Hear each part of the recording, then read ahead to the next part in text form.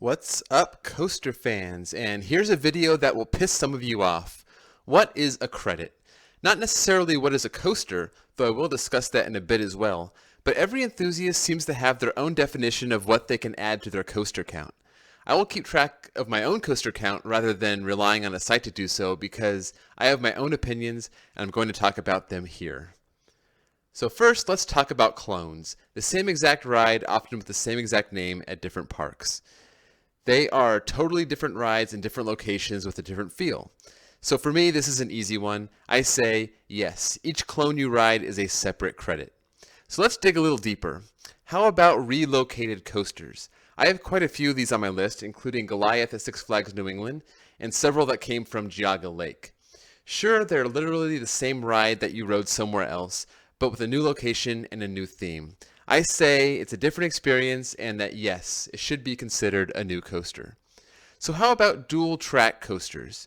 There are many coasters out there that have basically identical tracks that ride right next to each other, like Superman, Escape from Krypton, the former Colossus. You also have Gemini.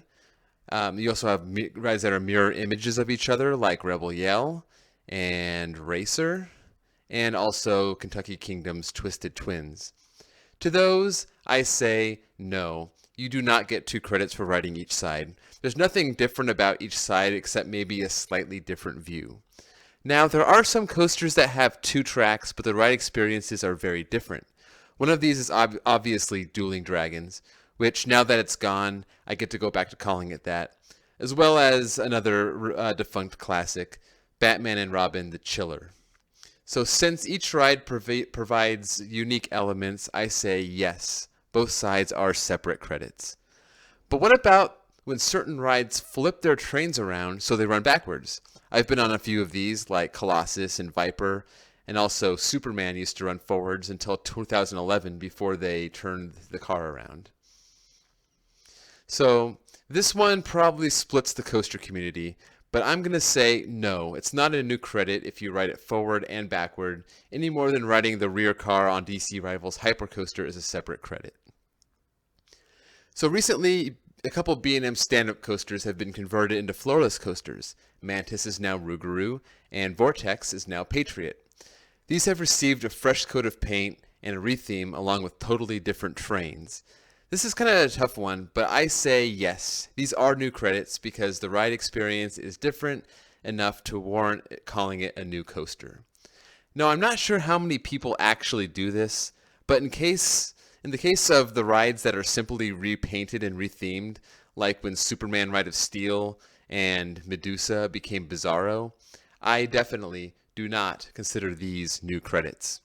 So there are some tough calls out there. I last rode Vertical Velocity at Six Flags Discovery Kingdom in 2001 when it was vertical, and now the spike is at a 45-degree angle. When I ride it again this June, it'll be a new, will it be a new credit? I'm not sure. I'm leaning towards no, mainly because it'd be weird to have 2 credits for a coaster with the same name in the same park, but the ride experience being totally different, so maybe it should be a new credit. So if you have an opinion on this, let me know. So now, what classifies as a coaster? There seems to be a little more consensus on this, at least until this summer with the Skywarps. But most people seem to agree that if it looks like a coaster and gravity takes over at some point, it's a coaster. That's why rides like Blazing Fury at Dollywood are considered a coaster, because even though it's powered most of the way, at the end it does rely on gravity for a few feet. It's also why Larson Loops are not considered coasters, no matter what Six Flags says, because the ride never disengages from the arm that powers it. But what about those Skyline Skywarps, like Harley Quinn Crazy Coaster at Six Flags Discovery Kingdom?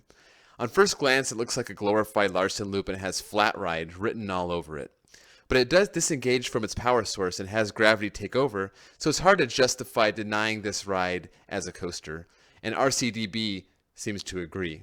It's really no less of a coaster than those kiddie carnival coasters that send you around in an oval a bunch of times, which, by the way, they're surprisingly intense in the backseat. So, given all that criteria, my coaster count as of April 2018 is 217. Let me know what you think of my criteria in the comments below, if you agree or disagree. Also, if you have any other controversial credits that I did not address, let me know. Also, be sure to hit that like button and also subscribe to my channel, and I will see you guys all next time.